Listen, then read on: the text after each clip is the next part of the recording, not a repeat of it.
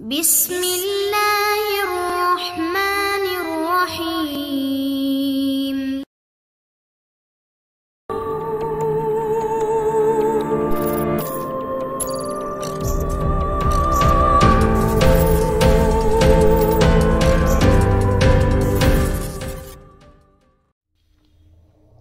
السلام علیکم دوستو، Imran series novel Juliana top action by Mazhar Kaleem M A. اگر آپ نے ابھی تک ہمارے چینل جاسوسی دنیا کو سبسکرائب نہیں کیا تو سبسکرائب کریں اور بیل آئیکن پر کلک کیجیے۔ عمران جیسے ہی آپریشن روم میں داخل ہوا، بلیک زیرو اس کے احترام میں کھڑا ہو گیا، لیکن اس کے چہرے پر موجود پریشانی کے تاثرات دیکھ کر عمران چونک پڑا۔ خیریت ہے بلیک زیرو؟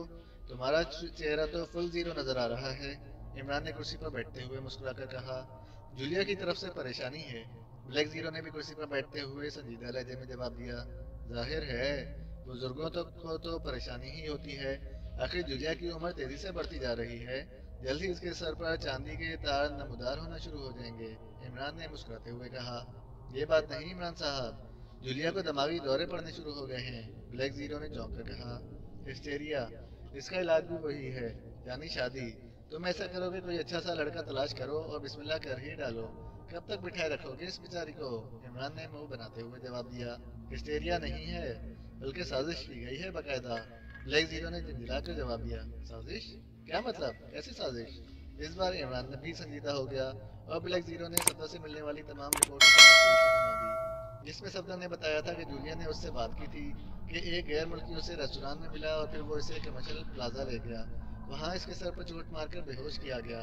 اوہ، لیکن اس سارے واقعے کا مقصد؟ عمران نے بے انتہا سنجیدہ ہوتے ہوئے کہا۔ یہی مقصد تو سمجھ میں نہیں آ رہا۔ جولیا نے گائیکر کی مدد سے اپنے لباس اور جسم کو بھی چیک کر لیا ہے، لیکن کوئی غیر معمولی بات نہیں ہے۔ صفدر نے وہاں جا کر بھی چیکنگ کر لی ہے، لیکن کچھ پتہ نہیں چل رہا۔ جولیا کے فلیٹ کی نگرانی بھی نہیں ہو رہی، فلیٹ کے اندر بھی کوئی چیز نہیں پہنچائی گئی۔ میں نے پوری ٹیم کو شہر میں پھیلا دیا ہے، انہیں جولیا کا بتایا ہوا اس غیر ملکی کا حلیہ بھی بتا دیا ہے کہ اسے تلاش کیا جائے، اب تو وہ مل جائے تب ہی کوئی مقصد سامنے آ سکتا ہے۔ آپ کو میں نے تلاش کیا لیکن آپ کہیں ملے ہی نہیں، صرف سلیمان نے بتایا تھا کہ آپ صبح صبح کار لے کر چلے گئے ہیں، بلیک زیرو نے سنجیدہ لہجے میں کہا۔ اب جولیا کہاں ہے؟ عمران نے سنجیدہ لہجے میں پوچھا۔ ہسپتال میں، وہاں بھی اس پر 2 بار دورہ پڑ چکا ہے، بس اچانک اس کے ذہن پر تاریکی کا پردہ چھا جاتا ہے اور پھر وہ خود ہی ہوش میں آ جاتی ہے۔ ابھی آپ کے آنے سے تھوڑی دیر پہلے ڈاکٹر صدیقی سے میری بات ہوئی ہے، ڈاکٹر صدیقی نے بتایا ہے کہ بہوشی کو وقفہ آہستہ آہستہ کم ہوتا جا رہا ہے، لیکن وہ خود اس بیماری کو نہیں سمجھ سکے۔ ہر قسم کے ٹیسٹ کیے گئے ہیں لیکن سب اوکے ہیں، بلیک زیرو نے تفصیل بتاتے ہوئے کہا۔ بے ہوشی کے وقفے سے تمہاری کیا مراد ہے؟ مطلب ہے کہ جولیا پہلے کتنی دیر بے ہوش رہتی تھی، اب اس سے کتنے کم وقت تک بے ہوش رہتی ہے؟ دوسرے لفظوں میں وہ پہلے کی نسبت اب جلد ہوش میں آ جاتی ہے؟ عمران نے پوچھا۔ نہیں، بے ہوشی کا وقفہ تو وہی ہے، مطلب ہے کہ ہوش میں آنے کے بعد دوبارہ بے ہوش ہونے کا درمیانی وقفہ کم ہوتا جا رہا ہے، دوسرے لفظوں میں وہ پہلے کی نسبت اب زیادہ جلد دوبارہ بے ہوش ہو جاتی ہے، بلیک زیرو نے جواب دیا۔ اوہ، پھر تو یہ جو بھی بیماری ہے وہ بڑھ رہی ہے، عمران نے حقیقتاً کہا تو بلیک زیرو بھی سن کر پریشان ہو گیا۔ بالکل، ڈاکٹر صدیقی بھی یہی کہہ رہا تھا کہ اگر یہ وقفہ اسی طرح کم ہوتا رہا تو پھر جولیا مستقل بے ہوش بھی ہو سکتی ہے اور اس کا ذہن بھی ختم ہو سکتا ہے، بلیک زیرو نے کہا۔ اور یہ دورے اس غیر ملکی والے واقعے کے بعد شروع ہوئے ہیں، عمران نے ہونٹ چباتے ہوئے کہا، اور بلیک زیرو نے سر ہلا دیا۔ عمران نے ہاتھ بڑھا کر ریسیور اٹھایا اور پھر تیزی سے ڈاکٹر صدیقی کے نمبر ڈائل کرنے شروع کر دیے۔ یس، ڈاکٹر صدیقی اسپیکنگ، ایمان بول رہا ہوں ڈاکٹر، میں باہر گیا ہوا تھا، ابھی آیا ہوں، تو جولیا کے متعلق پتہ چلا ہے۔ کیا حالت ہے اس کی؟ میرے نقطۂ نظر سے اس کی حالت بے حد تشویشناک ہے، موسٹ سیریس، ڈاکٹر صدیقی نے جواب دیا۔ آپ نے کیا بیماری تشخیص کی ہے؟ یہی تو مسئلہ ہے، کوئی بیماری ہے ہی نہیں جولیا کو، تمام ٹیسٹ اوکے ہیں۔ ایک منٹ، ہو سکتا ہے کوئی ایسا مواد جولیا کے جسم میں انجیکٹ کیا گیا ہو جو دماغی خلیات پر اثر انداز ہوتا ہو، میں نے اس پوائنٹ پر بھی غور کیا ہے، لیکن ایسا بھی کوئی مواد ہوتا تو خون کے الیکٹرانک ٹیسٹ میں سامنے آ جاتا، اور اگر سامنے نہ بھی آتا تو ہر صورت میں خون کے کیمیائی ٹیسٹ میں اس تبدیلی کا علم ہو جاتا، لیکن دونوں ٹیسٹ نارمل ہیں۔ جولیا اس وقت ہوش میں ہے؟ ہاں، اس وقت تو ہوش میں ہے، لیکن وہ کسی بھی وقت بے ہوش ہو سکتی ہے، ڈاکٹر صدیقی نے جواب دیا۔ اوکے، میں وہیں آ رہا ہوں، عمران نے کہا اور ریسیور رکھ دیا۔ یہ انتہائی تشویشناک مسئلہ ہے۔ جولیا کی زندگی واقعی شدید خطرے میں ہے۔ مسلسل اور جلد بے ہوشی سے اس کے دماغ کی رگ بھی پھٹ سکتی ہے۔ بہرحال اس غیر ملکی نے کچھ نہ کچھ کیا ضرور ہے۔ اگر کوئی ممبر اس غیر ملکی کو تلاش کر لے تو مجھے فوراً اطلاع دینا۔ ویسے میں جولیا کو بھی ٹٹولتا ہوں، شاید کوئی خاص بات سامنے آ جائے، عمران نے انتہائی سنجیدہ لہجے میں کہا اور مڑ کر آپریشن روم کے دروازے کی طرف بڑھ گیا۔ چند لمحوں بعد عمران کی کار انتہائی تیز رفتاری سے خصوصی اسپتال کی طرف اڑی جا رہی تھی۔ اس کی پیشانی شکن آلود تھی اور چہرے پر بے پناہ سنجیدگی تھی۔ وہ تھوڑی دیر پہلے ہی جیرون سے واپس آیا تھا۔ میڈونا کو اس نے ایک سستے سے ہوٹل میں ڈراپ کر دیا تھا۔ وہ دراصل دانش منزل میں بیٹھ کر اس کوڈ پیغام کے بارے میں پوری طرح غور کرنا چاہتا تھا اور اسے اس کاغذ پر کچھ ایسے نشانات بھی نظر آئے تھے جن کی طرف ڈاکٹر ہاشم کی توجہ نہ گئی تھی، اور انہی نشانات کی وجہ سے وہ فلیٹ پر جانے کی بجائے دانش منزل آ گیا تھا تاکہ دانش منزل کی لائبریری سے استفادہ کرے گا، لیکن یہاں پہنچتے ہی یہ نئی پریشانی سامنے آ گئی تھی۔ آؤ عمران، مجھے خطرہ تھا کہ تمہارے آنے تک کہیں جولیا پھر نہ بے ہوش ہو جائے، لیکن وہ ابھی ہوش میں ہے۔ عمران جیسے ہی ڈاکٹر صدیقی کے دفتر میں پہنچا، ڈاکٹر صدیقی بول پڑے اور پھر اسے ساتھ لیے دفتر سے باہر آ گئے۔ اوہ، کتنا وقفہ ہوتا ہے بے ہوشی میں؟ عمران نے سنجیدہ لہجے میں پوچھا۔ فکس نہیں ہے، لیکن بہرحال ہر بار پہلے کی نسبت 1-2 منٹ کم ہی ہوتا ہے، ڈاکٹر صدیقی نے کہا اور عمران نے سر ہلا دیا۔ مختلف رازداریاں کراس کر کے وہ ایک کمرے میں داخل ہوا تو سامنے بیڈ پر جولیا لیٹی ہوئی تھی۔ کمال ہے، لوگوں کو کتنا شوق ہوتا ہے بیمار ہونے کا، آرام بھی مل جاتا ہے اور تیمارداری مفت میں۔ عمران نے جولیا کو ہوش میں دیکھتے ہی بولنا شروع کر دیا۔ تمہارا مطلب ہے کہ میں جان بوجھ کر یہاں پڑی ہوں؟ ٹھیک ہے ڈاکٹر صدیقی، مجھے واپس فلیٹ بھجوا دو، پڑی رہوں گی وہاں، جولیا نے بڑے چڑچڑے سے لہجے میں جواب دیتے ہوئے کہا۔ ڈاکٹر صاحب، آپ ذرا جا کر دفتر میں بیٹھ کر اس تجویز پر سنجیدگی سے غور کریں۔ غضب خدا کا، جب کوئی بیماری ہی نہیں ہے تو خواہ مخواہ حکومت کا خرچہ کیوں کرایا جائے؟ عمران نے ڈاکٹر صدیقی کی طرف دیکھتے ہوئے کہا اور ساتھ ہی آہستہ سے آنکھ کا کونا دبا دیا۔ مس جولیا سیکرٹ سروس کی رکن ہیں، بلکہ سیکنڈ چیف ہیں، اس لیے ان کا حق ہے اس اسپتال پر، ڈاکٹر صدیقی نے جب مسکراتے ہوئے جواب دیا۔ آہ، یہ بھی قسمت کی بات ہے، ہم اگر بیمار ہو جائیں تو ہمیں کسی خیراتی اسپتال بھجوا دیا جاتا ہے جہاں نرسیں بھی کاٹ کھانے کو دوڑتی ہیں۔ عمران نے ایک اسٹول گھسیٹ کر جولیا کے قریب بیٹھتے ہوئے کہا۔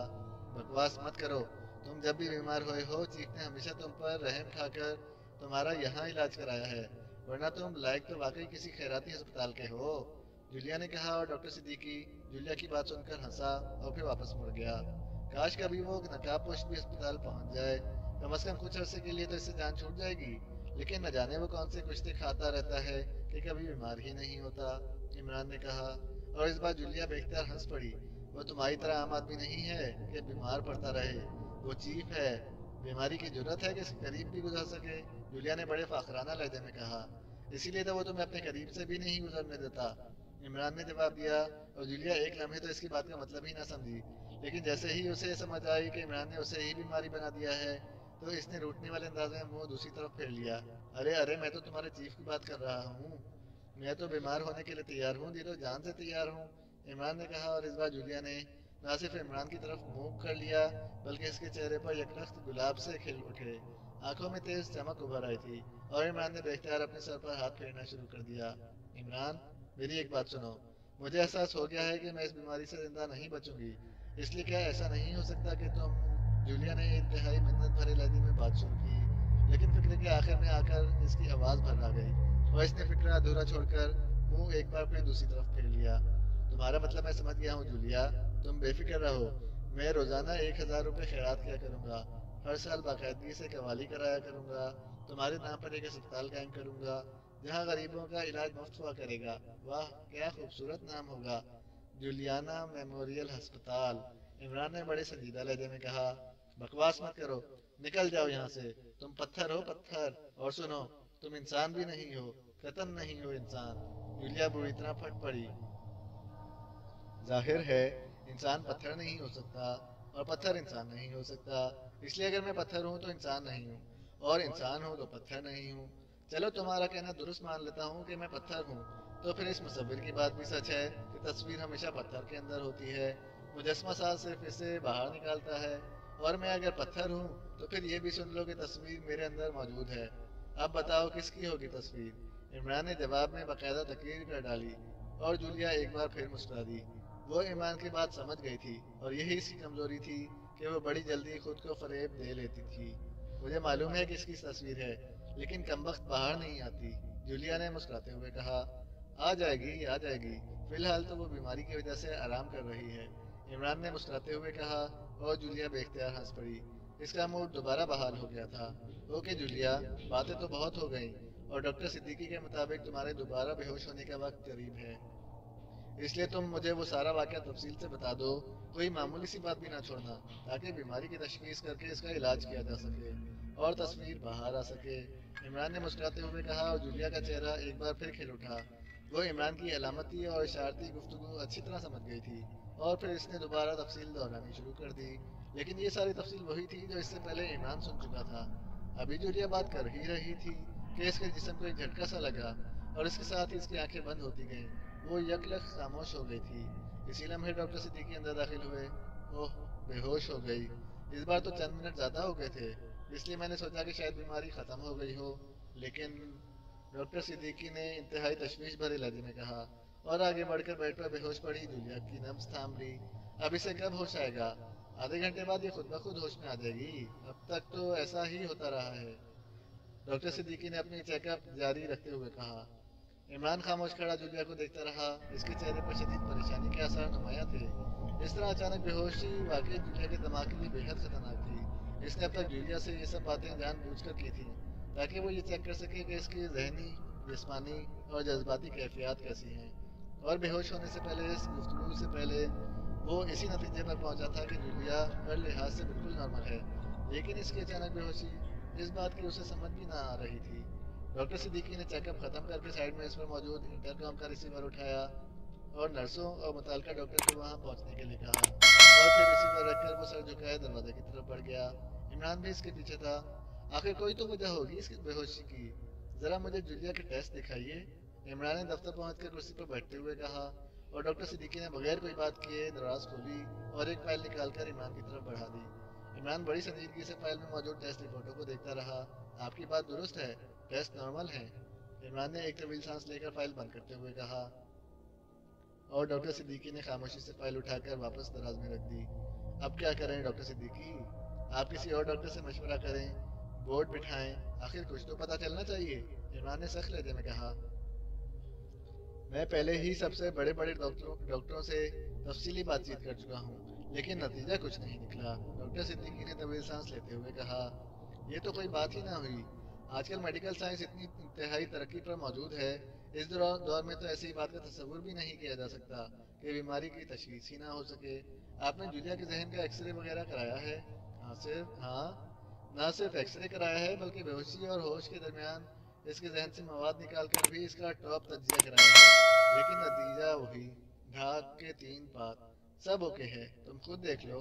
ڈاکٹر صدیقی نے ایک اور فائل دراز سے نکال کر عمران کی طرف بڑھا دی، اور عمران نے ٹیسٹ رپورٹ دیکھنے کے ساتھ ساتھ اس پر دی گئی ذہنی امراض کے معروف ترین سرجنوں کی رپورٹیں بھی پڑھنا شروع کر دیں، لیکن واقعی سب کچھ نارمل اور اوکے تھا۔